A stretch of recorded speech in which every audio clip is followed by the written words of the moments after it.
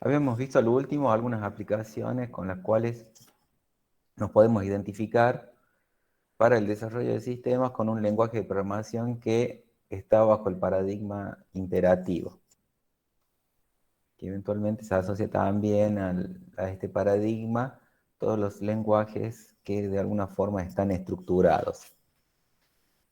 Y también la clase pasada habíamos visto algunas aplicaciones, sobre todo cuando estamos hablando de sistemas que tienen que tener rápidas respuestas, sistemas de tiempo real, cuando estamos hablando de software embebido, cuando estamos hablando de software que está muy próximo a lo que es el hardware del equipo. Bueno, antes, ¿ha quedado alguna duda con lo que habíamos visto hasta entonces? ¿O algo que quieran agregar? Algo que me imagino que estuvieron viendo y que consideren importante hacer referencia.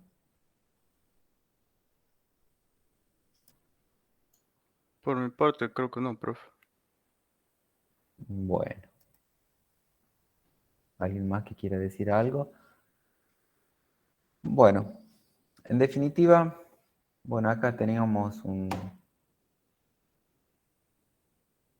habíamos visto alguna aplicación que podíamos hacer con un lenguaje C en sistemas con un microcontrolador, que básicamente habíamos hecho referencia a un sistema que tenía un Arduino. Un Arduino en principio es una computadora con todas las partes componentes que tiene una computadora, ¿no? O sea, tiene el núcleo de un procesador, tiene entradas, salidas digitales, entradas analógicas, memoria RAM, memoria ROM, entre comillas la ROM, porque básicamente en los últimos sistemas ya la ROM no se utiliza, sino que se utilizan lo que se denominan flash memoria flash, que son las Electric EEPROM. Básicamente son ROM borrables y programables eléctricamente. A diferencia de las primeras ROM, que eran chips, circuitos integrados, donde tenían un programa que ya venía incorporado desde fábrica. Cuando vienen las Electric EEPROM, lo que tenemos son sistemas que tienen memoria y que pueden ser borrados eléctricamente. Bueno, vamos a empezar la grabación. Recuerden poner su nombre y matrícula para que quede registrado.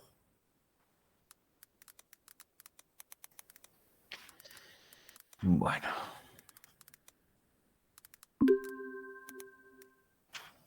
bueno, este, vamos a continuar entonces con lo que sería la unidad número 2, para terminar con el paradigma imperativo. La gran mayoría de los procesadores siguen una versión de un modelo de cómputo de arquitectura von Neumann. No sé si ustedes recuerdan, nosotros hicimos referencia a dos tipos de arquitectura que tenían los núcleos de los procesadores. Los procesadores básicamente son dos, uno es von Neumann y el otro es Harvard. La diferencia radica en que la arquitectura von Neumann tiene tiene memoria, un solo banco de memoria, tanto para programas como para datos.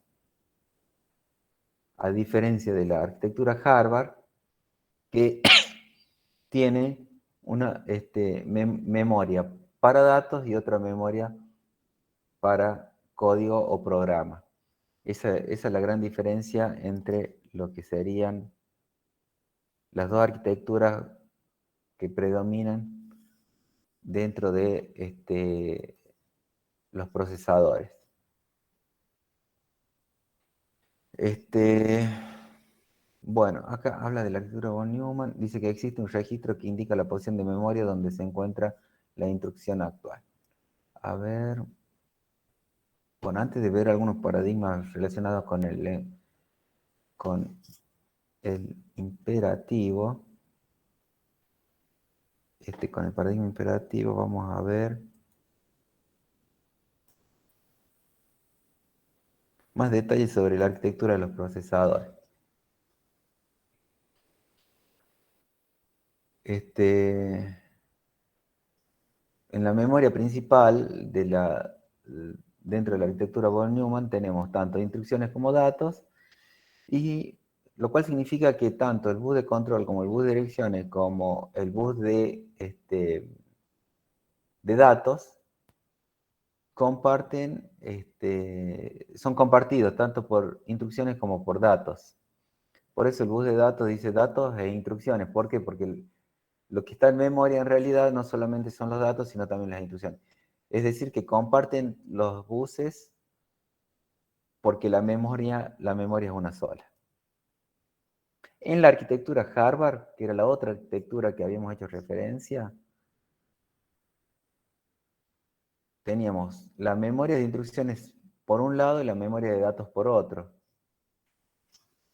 Y cada una de estas memorias tenía un bus de control, un bus de direcciones y un bus que corresponde. Si es la memoria de instrucciones, será el bus de instrucciones, y si es la memoria de datos, será el bus de datos. Y el bus de direcciones también.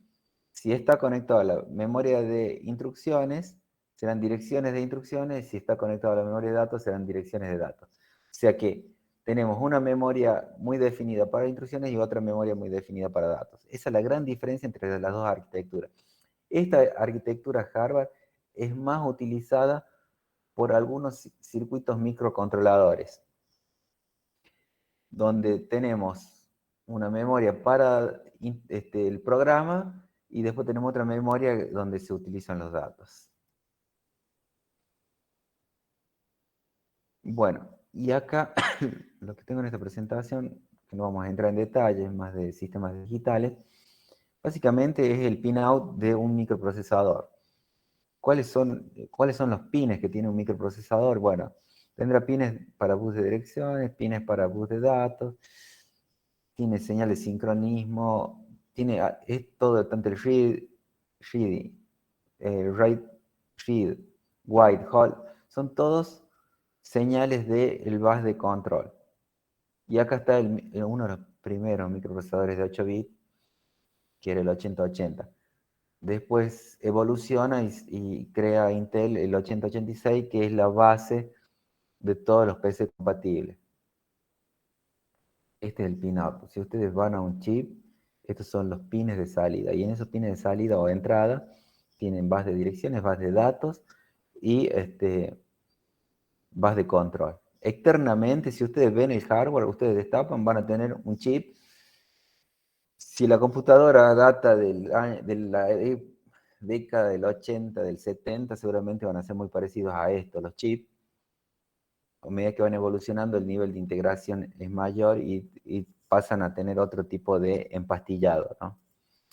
Estos son los primeros. Pero básicamente es eso, ¿no? Es un encapsulado con una serie de pines que están conectados a distintos circuitos de cobre o con conductores, que son básicamente los bus que están en la placa madre.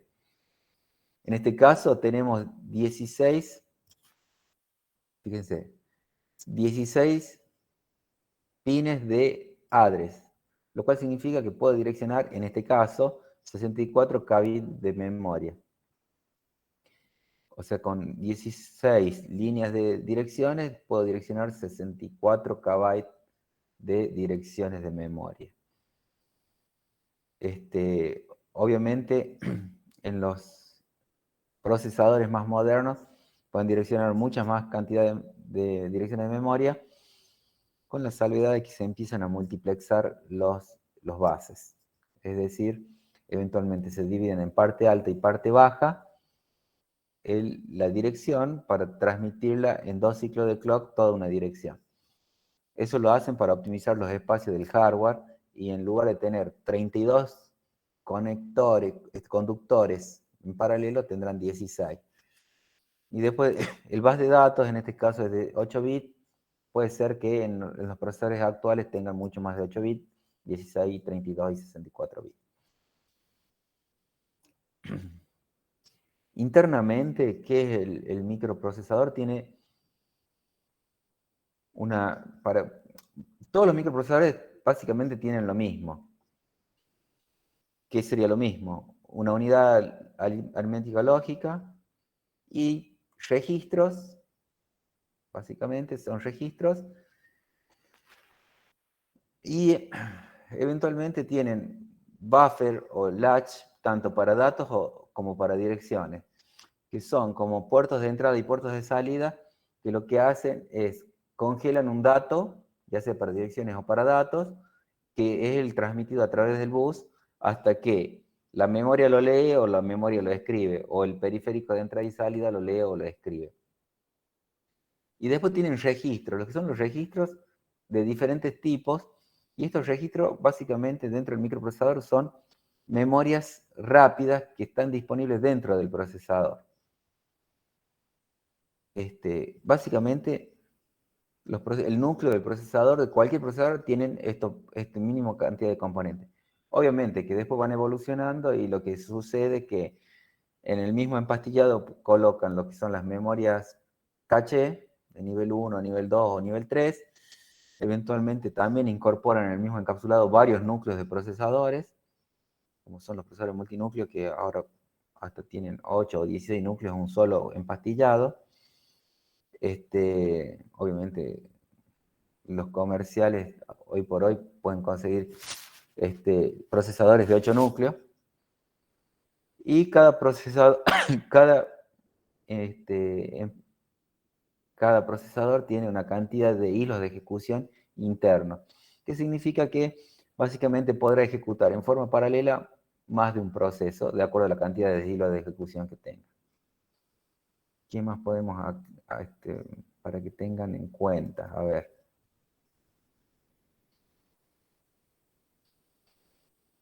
Hay un tema con respecto a los ciclos de una instrucción.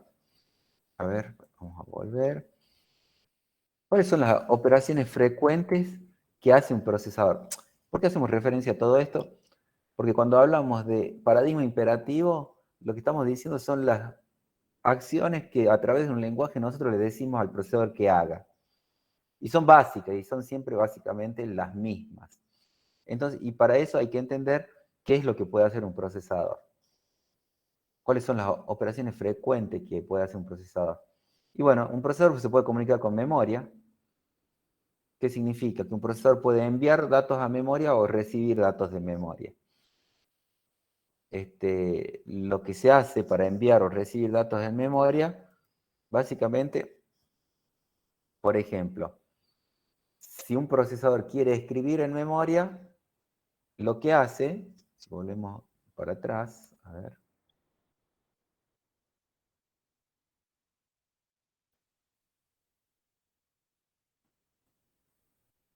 Acá tenemos nuestro procesador, digamos el bloque.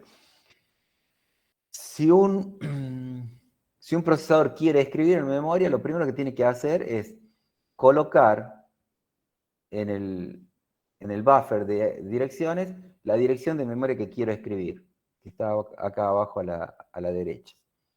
Colocamos ahí la dirección de memoria que quiere escribir. Una vez que tenemos la dirección de memoria que quiere escribir, le tenemos que decir a través del pin de read-write, tenemos que decir que vamos a leer, que vamos a hacer un read, y después se copia desde la memoria el dato que queremos leer en el bus de datos. Y lo que yo tenga en el bus de datos aparece en mi buffer o latch de entrada de mi procesador. Es una operación típica que podría hacer un procesador. Y si lo que tiene que hacer es al revés, en lugar de leer la memoria y escribirla, es un proceso más o menos parecido.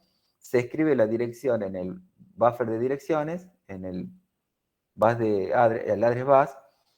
Una vez que se escribe esa dirección, le decimos a través del pin de write que vamos a escribir en memoria, y después el procesador pone en el buffer del dato, para que sea transferido al databus, el dato que quiero escribir.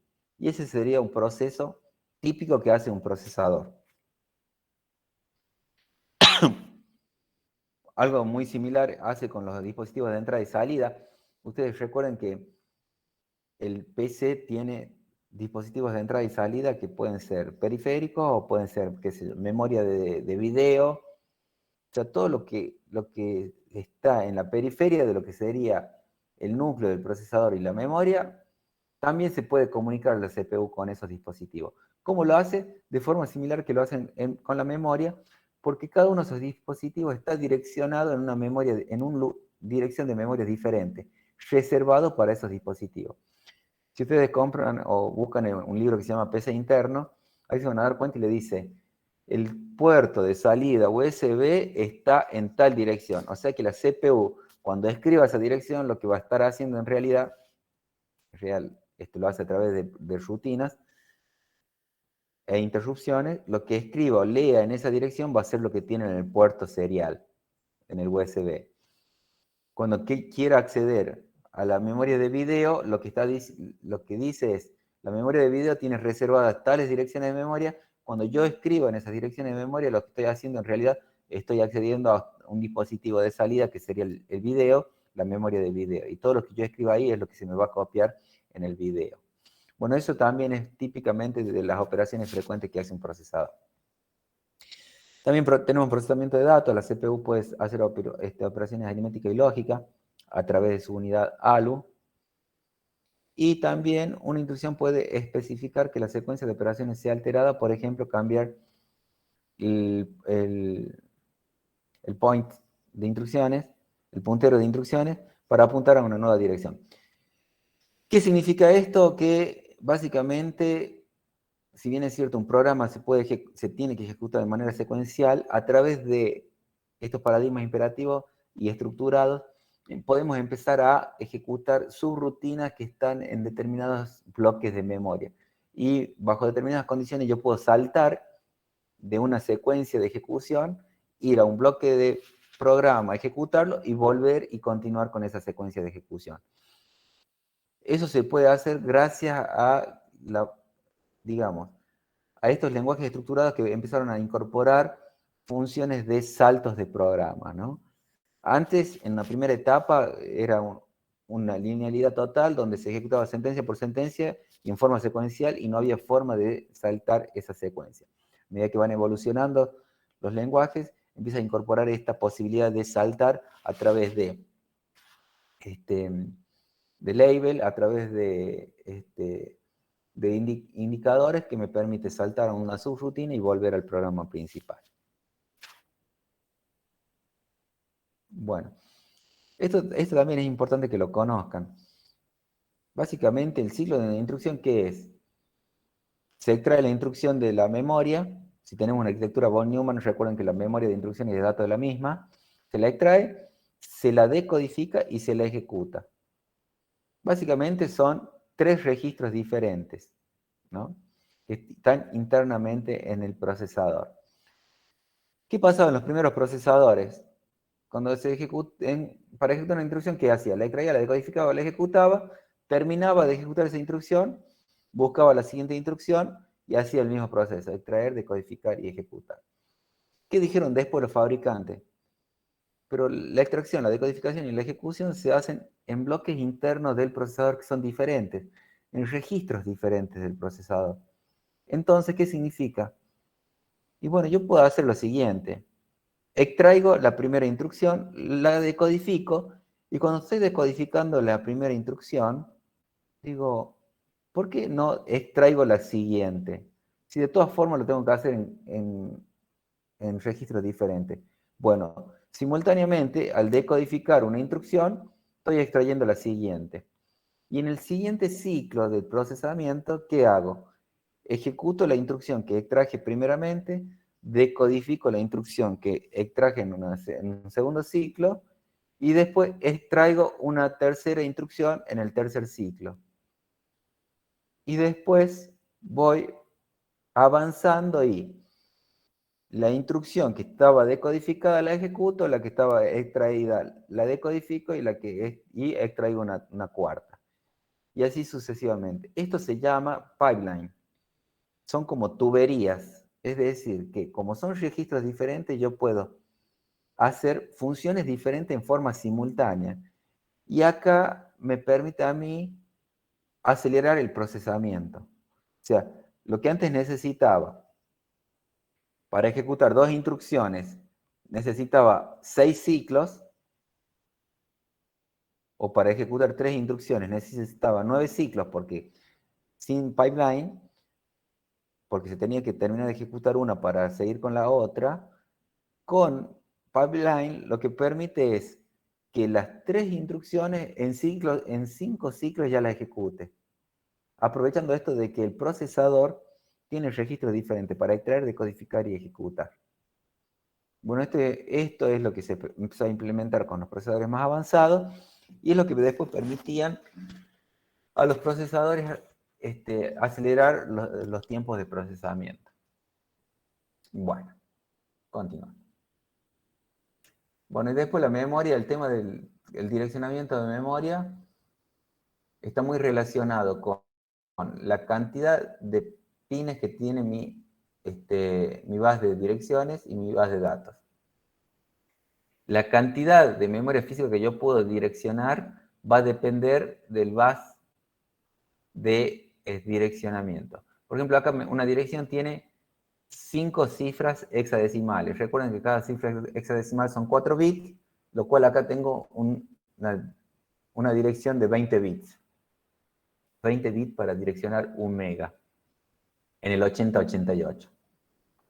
Y cada una de esas direcciones tiene 8 bits, es decir, que mi base de datos tiene 8 bits. En el 8086 tenemos igual los 20 bits para direccionar memoria, pero a su vez tengo un banco de 8 bits para guardar los 8 bits menos significativos, del dato 0 al dato 7, y después tengo otro banco de 8 bits para guardar los bits más significativos del dato 8 al dato 15. Lo cual significa que en cada dirección de memoria yo puedo guardar un dato. En realidad se separan en 2 bancos. En un banco guardo la parte baja y en otro banco la parte alta.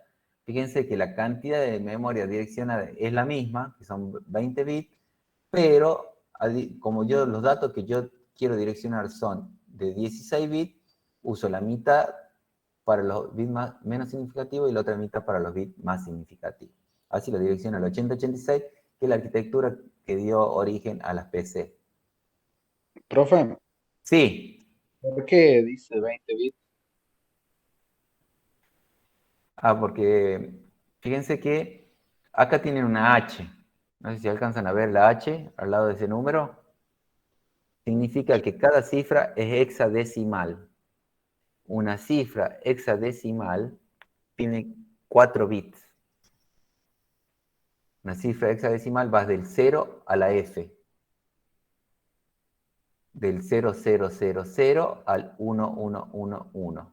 Si ustedes ven la cantidad de combinaciones posibles de 4 bits, son 16, que va del 0 a la F.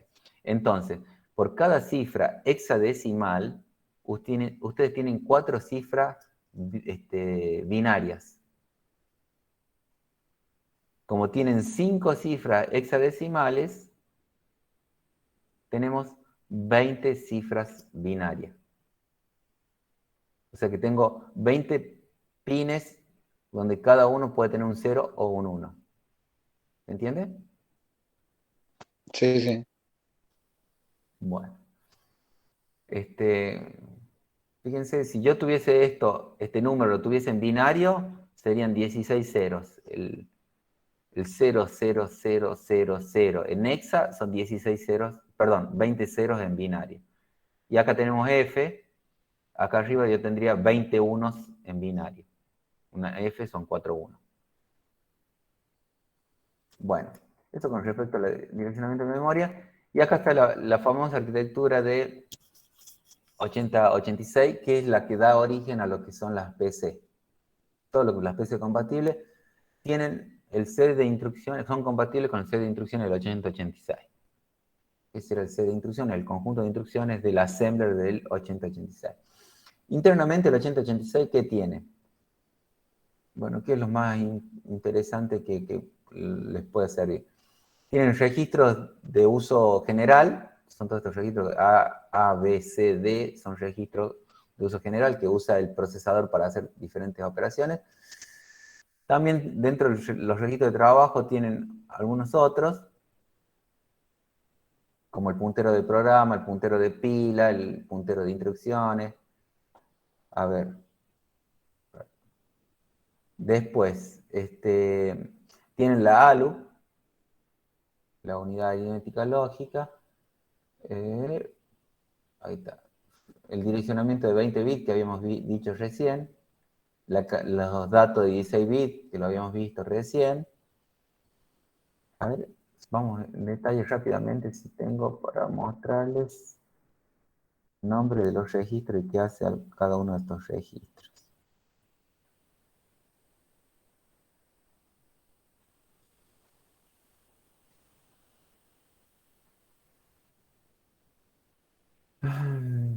Bien.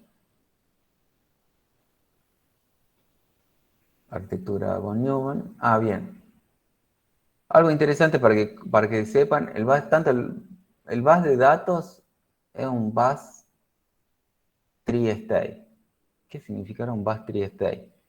Tri-state vendría a ser como el tercer estado, o sea que cada pin puede estar en 0 o en 1 o en tercer estado. El tercer estado es desconexión. ¿Por qué se debería poder desconectar el bus de datos? Porque puede ser que la comunicación de datos la esté haciendo entre, por ejemplo, la memoria y algún dispositivo de entrada y salida, la memoria RAM y la memoria de video, y en ese caso, ¿qué hace el procesador? Le dice al controlador de memoria, haga tal o cual cosa, y después se desconecta del bus de datos, de forma tal que el bus de memoria sea el controlador de memoria sea el encargado de hacer todas esas transacciones. El tercer estado es como desconectar la CPU o desconectar algún banco de memoria del bus de datos para que la comunicación se haga entre dos dispositivos determinados.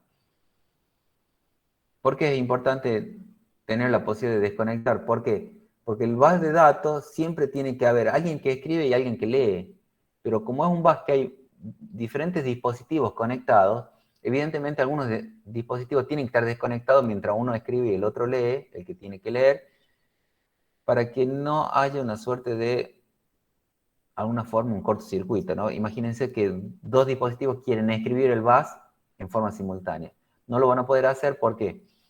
Porque un dispositivo cuando escribe el bus va a escribir ceros o 1 y otro dispositivo lo que va a hacer es intentar escribir ceros o 1 y ¿qué va a pasar? Donde hay un 0 y escribe un 1 hay un cortocircuito. Entonces puede haber problemas si acceden dos dispositivos en forma simultánea al bus y quieren escribir. Por eso este tema de la desconexión. Bueno, y algunos registros internos del procesador, simplemente vamos a hacer un rápido viaje de esto. Uno es el registro de memoria de datos. Es un registro que básicamente lo que hay en el bus de datos está dentro de este registro. O sea que es una memoria interna del procesador que lo que ustedes tienen en el bus de datos está en esa memoria. El valor de esa memoria es lo que está copiado en el bus de datos. Los 0 con 0 y los 1 con 5 voltios al bus. Registro de instrucciones. Bueno, es un registro que viene después del MDR. Es decir, si hay una instrucción, se copia esa instrucción en el registro de instrucciones. Y esa instrucción que se copia, que es la primera etapa del ciclo de una instrucción, que es la extracción de la instrucción, se copia en este registro. Y una vez que se copia, pasa al decodificador, y el decodificador es el que se encarga de decodificar esa instrucción. Después tienen algún otro registro, el MAR. Bueno, hay registros temporarios. Los registros temporarios son registros que están antes de la ALU. Ahí se incorporan diferentes datos, normalmente los operandos en los registros temporarios, para que la ALU después haga la operación aritmético-lógica. Y después tienen el MAR, que es lo mismo que el registro de datos, pero en este caso se copia la dirección de memoria en el registro, en el MAR, en el Memory Address Register. Bueno, después tenemos acumuladores y registros de propuestas generales. El acumulador normalmente está en una de las entradas de la ALU, y el registro de propósitos generales son los registros A, B, C, D, dependiendo del procesador, la cantidad de registros de propósitos generales que puede llegar a tener. Después hay un registro muy interesante que es el registro de estado. En el registro de estado hay banderas. Para que se den una idea, alguna rápida, el acarreo. La bandera de acarreo lo que hace es, si una operación en la ALU tiene un bit de acarreo, lo que pasa ese bit se copia a esta bandera. Si esta bandera está en 1, lo que está diciendo, lo que ha pasado, que la operación tuvo un resultado superior a los bits de datos, que pueden haber sido 8, entonces hay un acarreo. El acarreo, el famoso acarreo que se produce cuando sumamos dos números binarios y salta el 1 fuera de los 8 o los 16 bits que tengamos sumando. Después la paridad, por ejemplo, es una bandera que dice si se completa con 0 o un 1 para que la cantidad de 1 sea par o impar dependiendo qué tipo de paridad tengamos. Bueno, hay otra bandera que dice el signo, si el resultado de una operación es negativo se coloca en 1 y si es positivo se coloca en 0. El overflow o sobrecarga es un registro donde dice que el resultado excede al registro de salida de la ALU, o sea que no lo puede mostrar correctamente. Bueno, todas estas banderas son muy importantes porque el procesador le está diciendo al programador le está diciendo qué ha pasado después de realizar alguna operación. Y esto se usa muchísimo, sobre todo para lazos de control, que después vamos a ver en detalle. Bueno, esto más o menos para que entiendan cómo funciona internamente un procesador. A ver.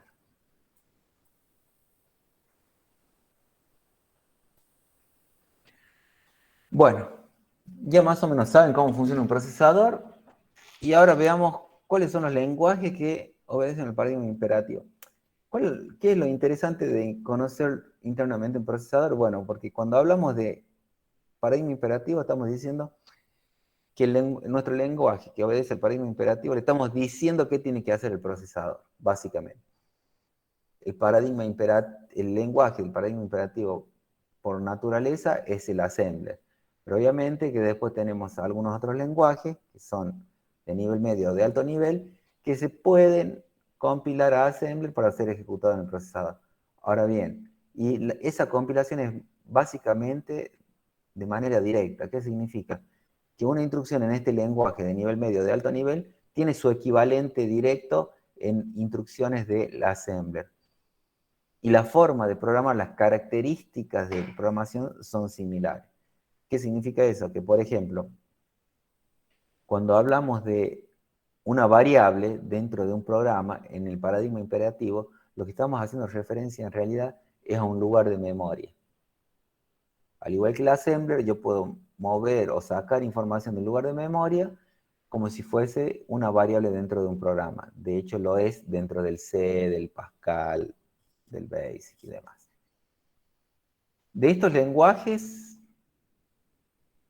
el que vamos a ver básicamente va a ser el C, porque ya lo veníamos viendo a través de paradigmas de programación y a su vez es el que está más cerca del assembler.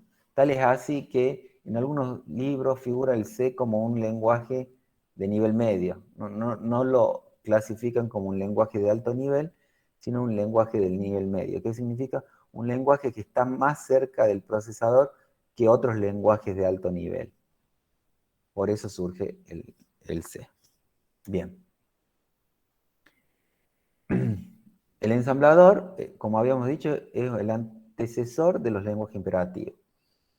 Los tipos de instrucciones de código máquina, ¿qué pueden hacer? Mover datos del registro de direcciones de memoria y viceversa. Podemos hacer operaciones aritméticas sobre registros, 3 saltos condicionales. El ensamblador establece una capa de abstracción, identificadores de operaciones. Nosotros tenemos,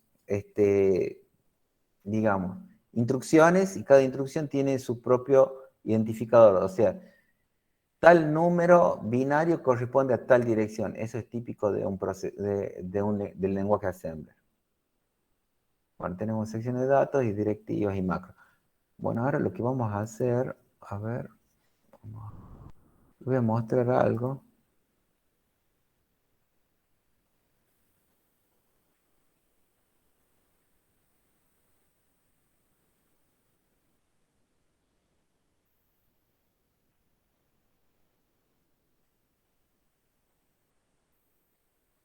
A ver.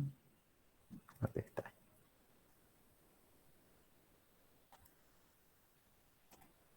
Bueno, acá les voy a mostrar.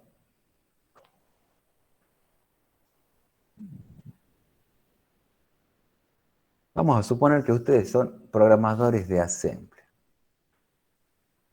Bien.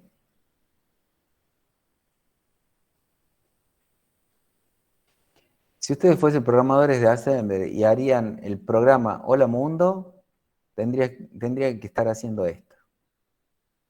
Acá tienen un programa en Assembler. ¿Cómo lo hacían los primeros programadores en Assembler? Cada instrucción del Assembler, cada código, cada dato, cada operando, tiene su equivalente en binario. Esto que ustedes están viendo en realidad a la izquierda tienen el ejemplo del programa en Assembler y a la derecha tendrían los registros y flag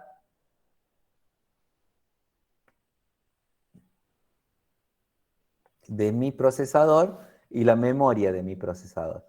Recuerden que esto es una arquitectura von Neumann, tengo un solo banco de memoria tanto para instrucciones como para datos. Recuerden que los registros del procesador, fíjense, tenemos el A, B, C, D, que son bien. Son los registros de uso general. Después tengo el puntero de instrucciones, el stack pointer, y después tengo tres banderas, que es la Z, la C y la F. La Z es el 0, si la operación ha dado 0. La C es si hay un carry. Y la F sería un overflow, un desborde. Bueno, eso es lo que tendrían los registros de mi CPU, ¿no? Estos serían los registros, las memorias de registro interna que tiene mi CPU. Bueno, vamos a tratar de deducir este programa realizado en Assembler. Ustedes saben que cuando hablamos de un procesador, decimos este procesador tiene su set de instrucciones. Y a ver,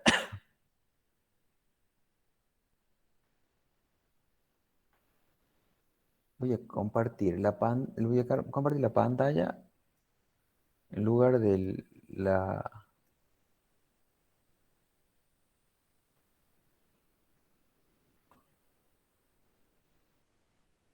Bueno, de la pestaña. Ahí tenemos el simulador.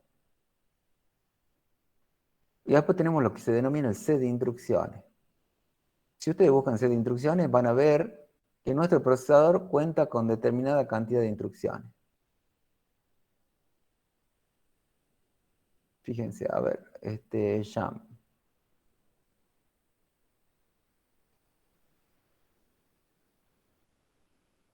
Bueno, ahí está, jump. Acá tengo una de las instrucciones que es jump. ¿Qué es jump? Salta. Acá lo que le estoy diciendo a mi procesador que salte a start. Start es un indicador donde me dice acá un label, me dice que tiene que saltar a esta dirección, a este bloque del programa. Y DB lo que hace en realidad esto es guarda en el banco de memoria, guarda el texto Hello World con un asterisco y un 0 que me dice ahí terminó el texto guardado. Después hay un lugar de memoria donde empieza mi código del programa. El jump es salto, salta a start. Pregunto,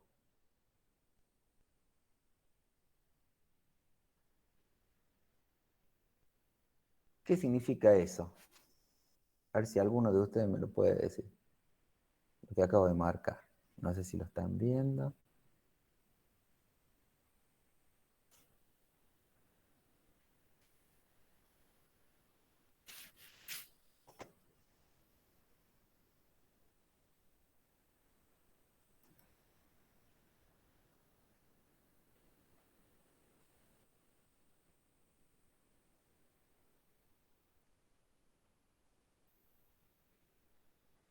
¿Qué opinan ustedes? move.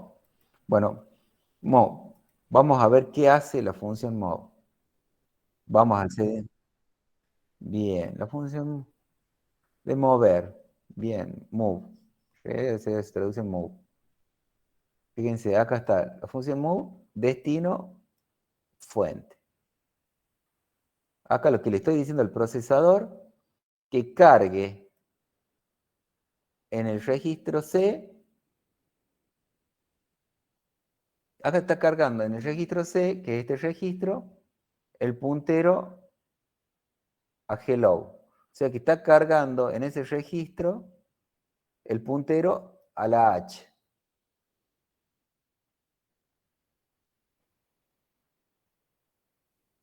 Y acá le estoy diciendo que mueva al registro D el 232, que es el puntero a la salida. Y el puntero a la salida es aquí. Bien. Acá llama a la función print.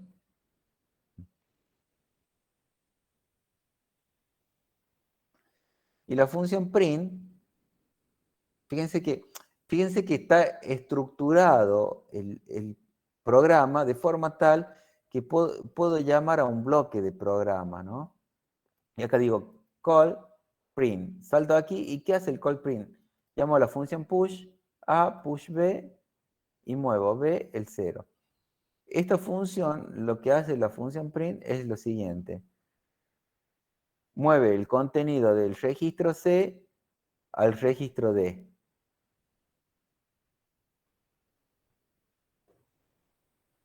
El registro C lee la H y el registro D lo saca por la salida, por el output.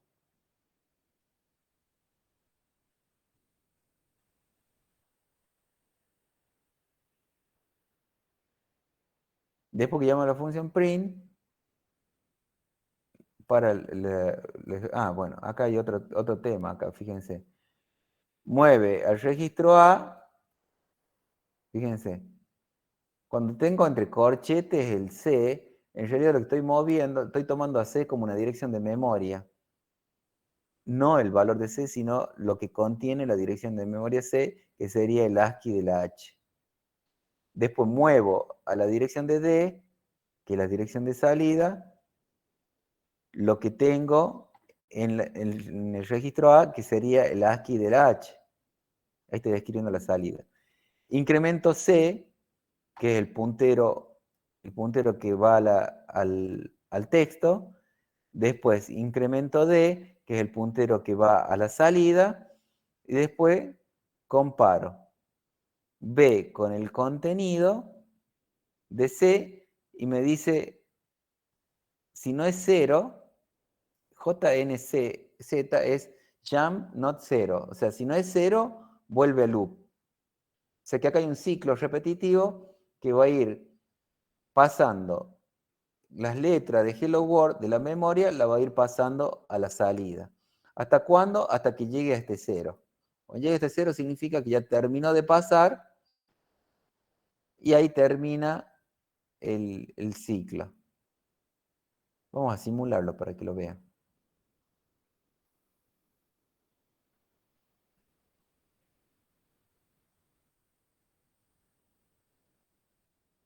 Fíjense cómo van cambiando el contenido de cada registro. ¿Hasta cuándo va a ser el ciclo? Hasta que el resultado sea 0. Cuando el resultado es 0, fíjense que lo va a decir la bandera Z, que dice true, significa que el resultado fue 0, ahí deja de ejecutarse esta transferencia de memoria a la salida.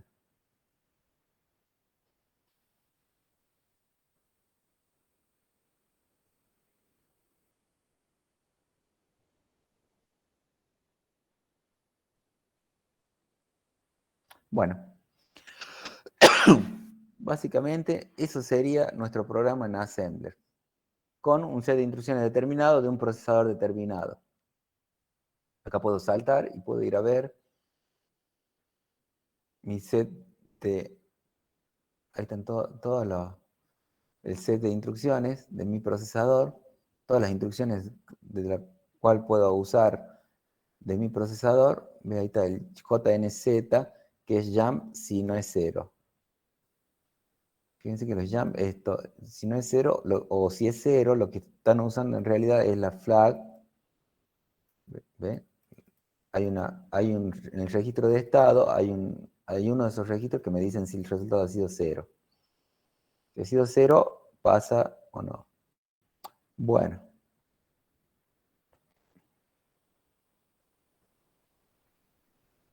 Básicamente es eso lo que hizo mi programa en Assembler. Después le voy a compartir, si alguno de ustedes quiere programa en Assembler, le voy a compartir algunos simuladores del 8086, que si quieren hacer algún programita en Assembler lo podrán hacer. Cuando sus equipos tienen Windows o cualquier otro sistema operativo, modo gráfico, difícilmente puedan programar y ejecutar programas en Assembler, porque lo que están haciendo cuando hacen un programa en Assembler, están prácticamente desarrollando un programa y lo compilan para que ejecute el procesador. Normalmente los sistemas operativos, el Windows, iOS o Linux, no permiten acceder al hardware de forma directa. Siempre lo hacen a través de la librería del sistema operativo. Desarrollando este tipo de programa, lo que están haciendo es prácticamente accediendo al hardware de forma directa. Por eso, normalmente para ejecutar este tipo de programas, lo que se utilizan son simuladores. Acá en la presentación hay un link a este simulador, que lo pueden acceder, lo pueden ver directamente. Y bueno, y ahí van a poder ver más o menos cómo funciona, teniendo en cuenta lo que es distintas instrucciones, operadores, registros y banderas y memoria. Bueno.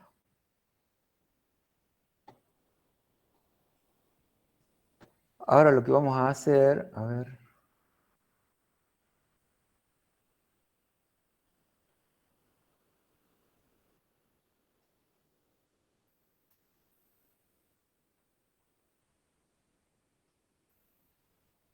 Algún otro lenguaje imperativo. Por ejemplo, el Fortran. Ustedes saben que el Fortran es uno de los primeros lenguajes de alto nivel que se ha creado, que básicamente significa traducción de fórmulas. Y básicamente este lenguaje era imperativo, procedural y no estructurado. O sea, no había una estructura bien definida. Después, el Pascal, que el Pascal ha sido muy utilizado, y de hecho ustedes pueden bajar algunos compiladores de Pascal. Después evolucionado y se creó el lenguaje Delphi, que incorporó el lenguaje de programación orientado a objetos. A diferencia del Fortran, el Pascal es estructurado, o sea, tenemos una estructura definida, donde tenemos que declarar, en la primera instancia declarar funciones, variables, después le decimos dónde empieza y dónde termina el bloque del programa, podemos establecer estructuras repetitivas, estructuras de comparación, de decisión, bueno, todo eso lo pueden hacer a través del lenguaje. Esto de tipado explícito significa que yo le tengo que decir qué tipo de variables estoy utilizando, porque es muy importante y eso es típico del C también, porque de acuerdo a eso es la cantidad de memoria que reserva el procesador para el uso de esas variables. Cuando yo declaro una variable, estoy diciendo al procesador que reserve el lugar de memoria para esa variable. Recuerden que una variable dentro de un lenguaje imperativo es un lugar de memoria. Tipado explícito significa que le tengo que decir qué tipo de variable es. Esto es importante que lo tengan en cuenta porque después hay lenguajes que infieren los tipos. ¿Qué significa? Que yo le asigno un valor a una variable y automáticamente el lenguaje se encarga de determinar qué tipo de variable es.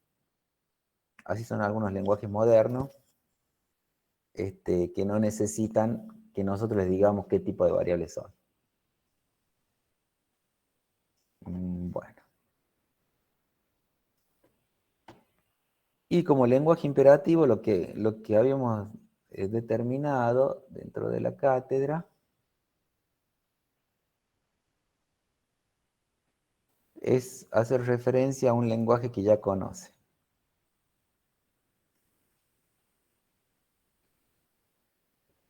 Que es el lenguaje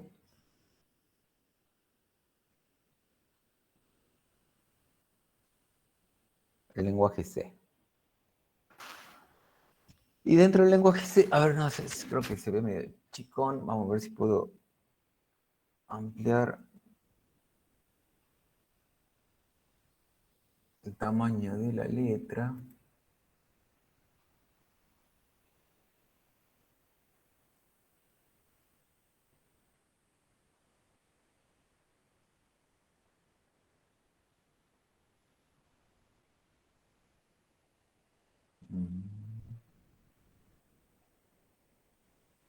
Oh, era eso.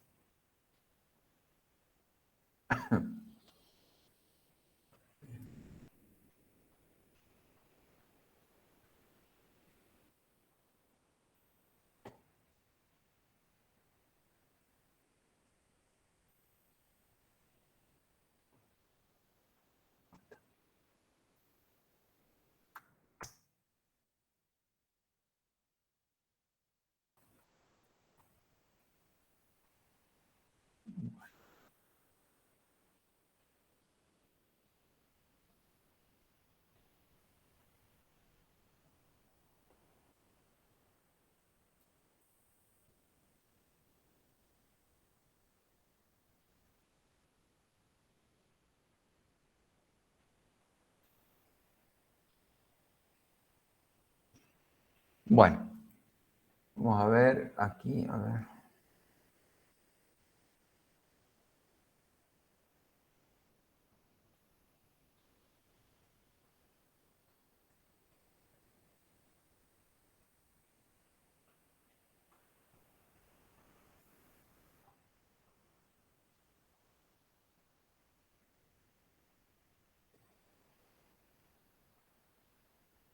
La escala.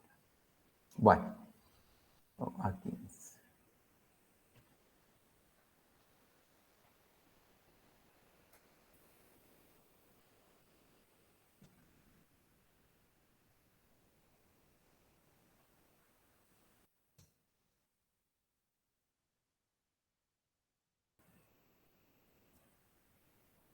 Bueno, vamos a ver. Voy a ver algunos programas. Para hacer referencia un poco a la estructura, vamos a hacer un repaso rápido en algunos minutos.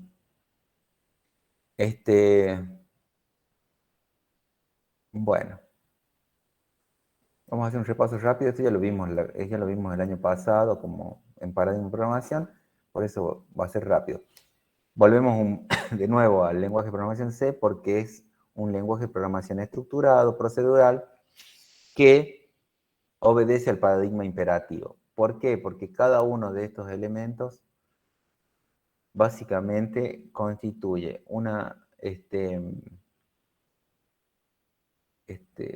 hay un equivalente directo entre cada una de las funciones e instrucciones del C con el assembler. Un lugar de memoria dentro del C significa una variable dentro del C significa un lugar de memoria dentro del hardware. Tiene estructuras determinadas de condicionales, estructuras repetitivas, tiene algunas estructuras de control, bueno, al igual que todos estos lenguajes imperativos. Está estructurado porque tiene que mantener una estructura determinada. Y repasemos un poco lo que era la estructura del C. A ver, estas dos primeras líneas, ¿qué eran? A ver si recuerdan rápidamente. Directivas de compilación. Muy bien, Richard. Muy bien, Ricardo. Directivas de compilación. Esto no son funciones del C, simplemente es algo que le estoy diciendo al compilador que haga antes de compilar. ¿Qué le estoy diciendo que haga? Cuando ustedes instalan el compilador del C, instalan una serie de librerías y a su vez, que son programas que pueden reutilizar, y a su vez archivos de cabecera de esas librerías. Esos archivos de cabecera de esas librerías es donde están declaradas todas las funciones de la librería.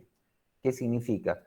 Que acá yo, cuando traigo este archivo estándar.io.h, estoy trayendo la declaración de todas las funciones que tiene la librería estándar de entrada y salida. Cuando yo traigo mat.h, lo que yo estoy trayendo es la declaración de las funciones de todas las funciones que tiene la librería mat, matemática. Entonces, una vez que yo traigo todas estas declaraciones de funciones, que ya vienen incorporadas en las librerías, ya puedo usar esas librerías. Evidentemente, yo aquí hay algunas funciones, como printf, como scanf, que vienen de la librería estándar de entrada y salida, o como sqrt, que viene de la librería mat. Bueno, eso es lo que me permite hacer cuando yo traigo esta librería.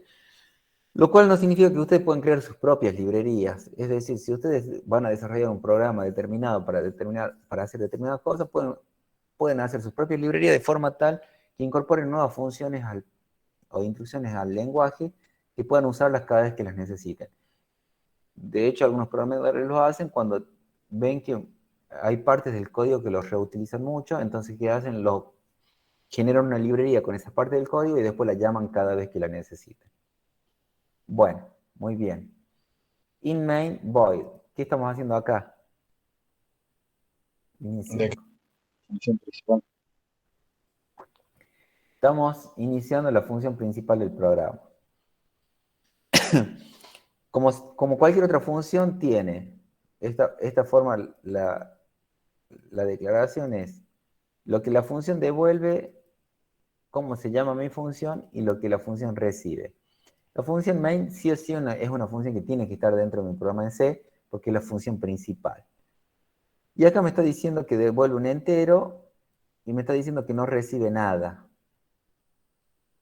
Bueno, acá, este que devuelve un entero, es siempre que ustedes tengan un sistema operativo como cualquiera que estamos usando actualmente, ya sea Windows, Linux o iOS, le decimos que devuelve un entero porque en definitiva le estamos diciendo después que se ejecute que devuelve ese entero.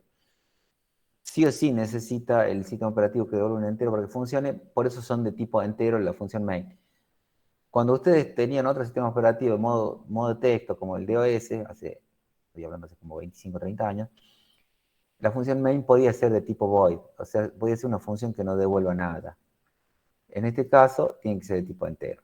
Y el void significa que esta función main no recibe nada. Sabemos que dentro del C una función puede recibir algunos valores, ya sea que pasen como parámetros o pasen como punteros, de forma tal que si paso como parámetro un valor, lo que estoy recibiendo es un valor determinado, y si paso el puntero, lo que estoy recibiendo es una dirección de memoria que yo tengo que ir a buscar el contenido en esa dirección de memoria. Cualquiera de las dos formas es válida para pasarle valores a una función. Después, bueno, después del inicio de la función main, el bloque del programa se limita con una llave de apertura y una llave de cierre. Eso significa que ahí empieza y termina el bloque del programa. Después tenemos la 8 y la 9. La línea 8 y 9, ¿qué son?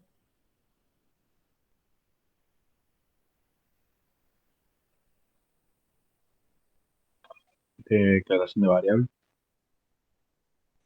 Bien, ahí lo que se está haciendo son declarando algunas variables. Y como todo el lenguaje imperativo, cuando nosotros declaramos algunas variables, lo que estamos haciendo en realidad es relacionando un identificador con un lugar de memoria.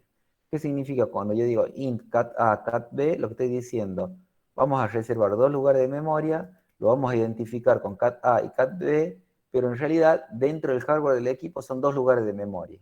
¿Qué significa? Si yo le asigno un valor a cat A, lo que estoy haciendo es guardando en el lugar de memoria que corresponde a este identificador el valor que yo le estoy asignando. Y cuando yo digo que es entero, ya le estoy diciendo qué tamaño tiene que ser ese lugar de memoria que yo estoy reservando.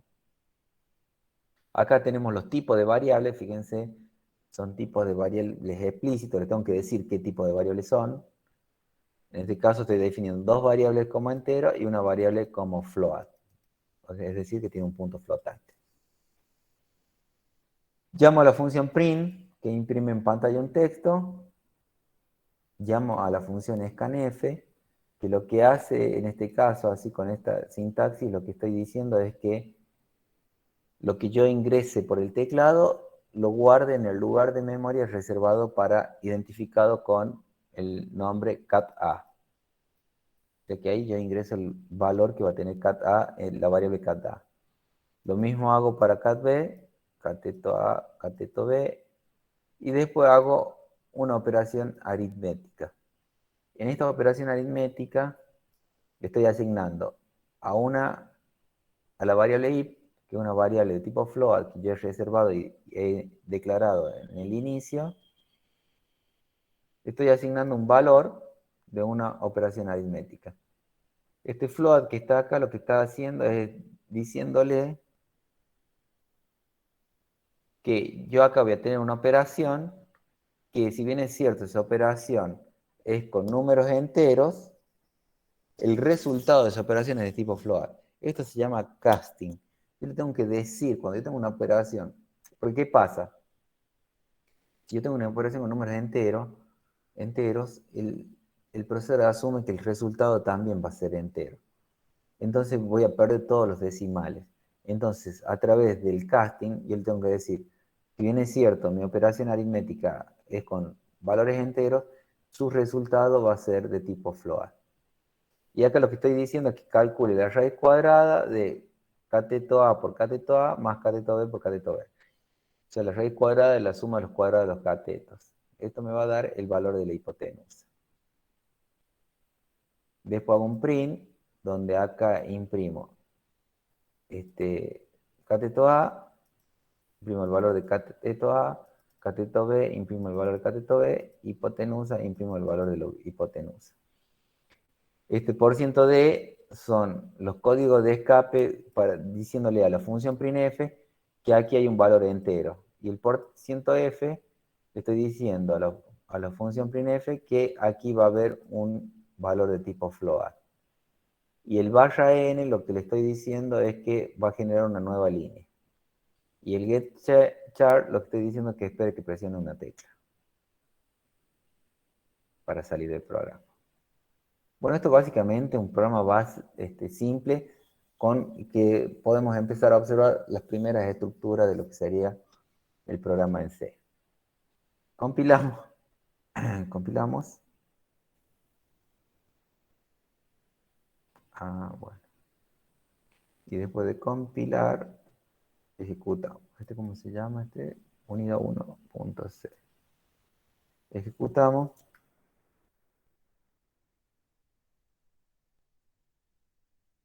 Ese cateto A, 3, 4, de hipotenusa vale 5. Funciona y todo. Pasa si le metemos cualquier otro dato. Funciona y todo.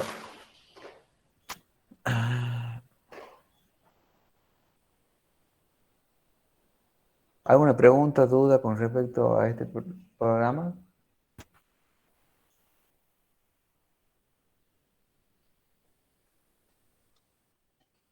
Bueno. Una pregunta, profe. Sí, Ricardo. Mm, int main, ¿podemos, es lo mismo de dejarlo eh, con, con void o sin void, tipo en un espacio? Acabo de decir sacar el void. Claro, es lo mismo, ¿no? A ver, compilemos. A ver. No, para que tengo que sacarle el. Ahí no se ve un error. Vamos a sacarle este. Mira vos.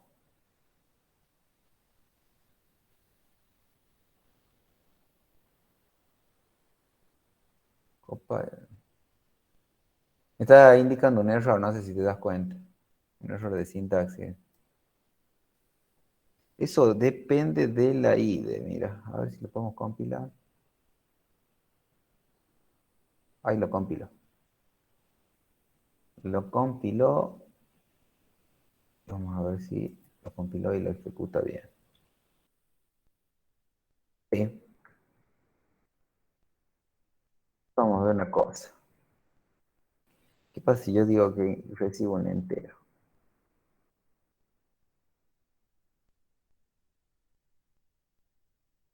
¿Puedes compilar? Estoy haciendo un experimento. No puedo. En la función main no puedo recibir un entero.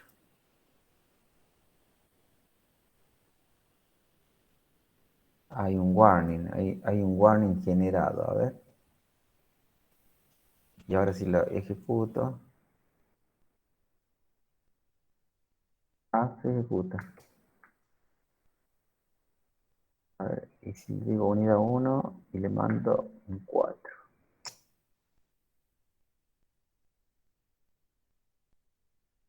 Unidad 1 le mando un 4. Estoy haciendo un experimento, chicos, no. 1, 5. Ah, bien.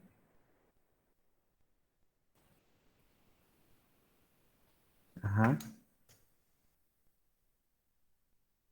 A ver, C, ahora vamos a hacer C en lugar de. Y el cálculo lo voy a hacer con C acá. Vamos a experimentar C por C. Bien. Vamos a compilar. Listo. Y ahora vamos a hacer acá. Calculamos con 5. Categoría 3.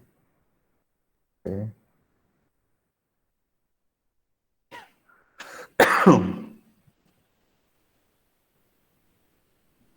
18. Bueno, bueno, acá lo que estuve haciendo prueba es si dentro de la compilación yo le puedo decir a mi función main que reciba un entero y después cuando le llamo a la función le envío el entero que le dije que le iba a enviar. Y hace lo que hizo este. Pero fíjense que cuando yo compilo me sale un warning.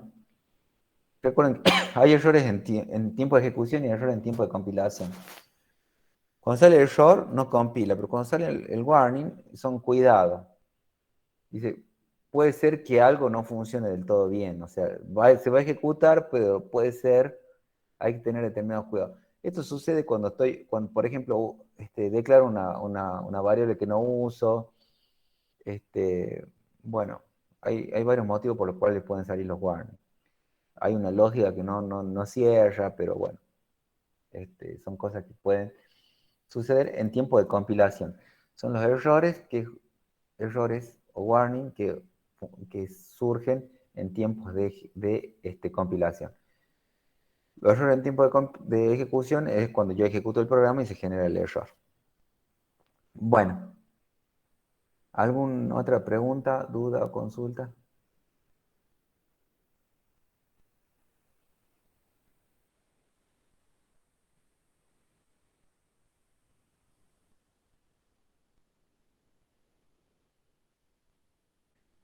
En la, en la clase que viene lo que vamos a hacer, vamos a seguir viendo un poco más del lenguaje C. Pero es más que todo repaso porque todo esto es prácticamente cosas que ya vieron en algoritmo de estructura de datos. A ver, el tema del parcial, yo no sé si ya le había puesto fecha al parcial. A ver, dame un segundito y ya les confirmo.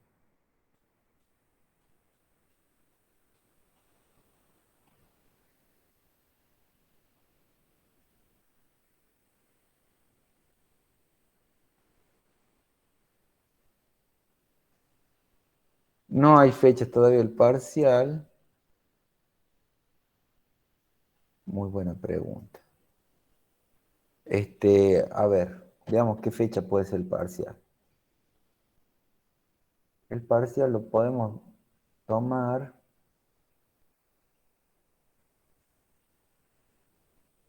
el 3 de mayo, chicos. ¿Qué les parece? Ahora vamos a ver. El 3 tenemos un parcial de administración, pero no hay forma que caiga otro día. Sí, no, lo acordamos ahora. 3 de mayo no, podría ser.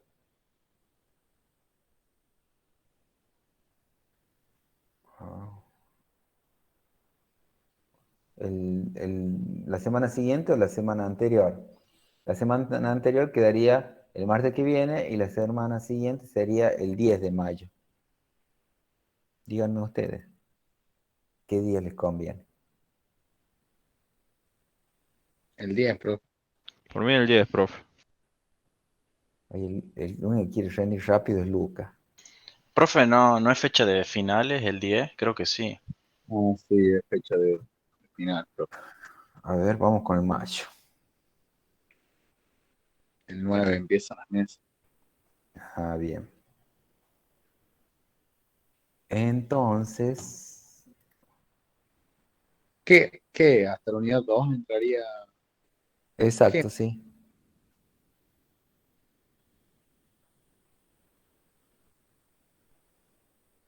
Aunque si se dilata más, entrarían más temas, ¿no?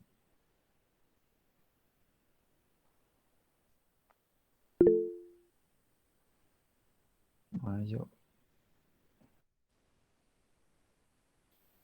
Sí. Entonces tendría que ser la clase que viene. No, el 26. Ah, hoy es 19, sería el 26.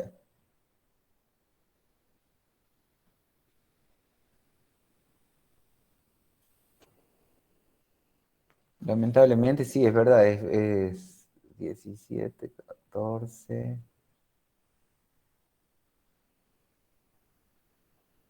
Sí, debería ser la clase que viene, chicos. Lamentablemente. Porque si no, ya se tendría que ir al 17 y ya del 17 ya quedarían, a no ser que incorporen algún otro tema. Profe, ¿y es múltiple choice así? ¿O cómo sería? Yo les prepararía algún cuestionario para que rindan en línea con múltiple choice. Solamente la unidad uno, profe, o ¿cuál? La 1, la unidad 2 también la 2 también vimos. La 1 y la 2 sería. Los PDF que vimos en la clase de hoy, profe, están en el campus. Sí, le estoy subiendo yo lo que son las presentaciones. Faltaría subir la presentación de la unidad 2 y el video de ahora. Y con eso ya rendiríamos la clase que viene con los temas desarrollados nomás.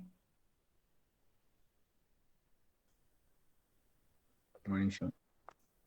Yo voy a sacar el múltiple choice, voy a sacar tanto de las presentaciones como de los videos de las clases que tengan, para que lo tengan en cuenta.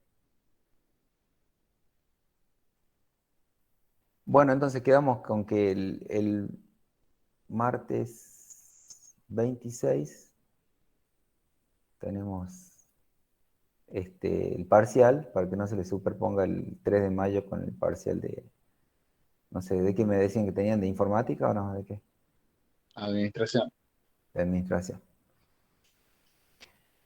Bueno, children, entonces quedamos así. El martes que viene tenemos parcial. Ya a ver, les voy a dejar algún cuestionario para que trabajen como práctico. El último práctico que les había dejado era la historia de los lenguajes de programación. Yo ahora les voy a dejar un práctico de laboratorio para que hagan, para que trabajen con C pero bueno, para que repasen en realidad, pero les voy a dar para que lo puedan presentar después del examen, ¿no? Les voy a dar un poco más de tiempo para que lo hagan. Bueno, si no hay más preguntas, ni dudas, ni consultas, nos vemos la clase que viene. Gracias, profe. Nos vemos. Chao, profe. Hasta Chao, luego. chao. Nos Clase vemos. de India. Nos Chao. vemos, profe. Chao, chao.